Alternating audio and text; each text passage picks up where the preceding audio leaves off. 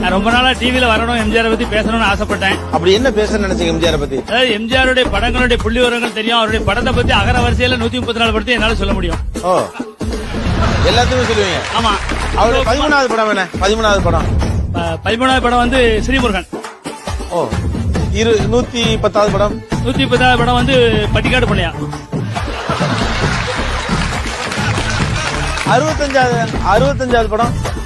65வது படம் வந்து தொழிலாளி. 55வது படம் அது பாக்ஸா திருடன். பாக்ஸா திருடன். திருடாதே எத்தனாவது படம்? திருடாதே வந்து 48வது படம். அந்த படத்தோட சிறப்பு என்ன? திருடாதே படத்தோட சிறப்பு? திருடாதே படத்துல சிறப்பு வந்து அவர் வந்து அது வரைக்கும் அரசியல் படங்கள் நடிச்சிருந்தார், ராஜாராணி படங்கள் நடிச்சிருந்தாரு. அவருக்கு சமூக படத்துல நடிக்க தெரியாதுன்னு சொல்லியிருந்தாங்க. ஆனா அவர் முதல் முறையா சமூக படத்துல என்னால் நடிக்க முடியும்னு சொன்னாங்க. அப்ப அவங்க சிலையை சொன்னாங்க, நீங்க கைய கால ஆட்டி பேசுவீங்க. இல்ல, உண்மையாவே பாராட்டுக்குரியவர்.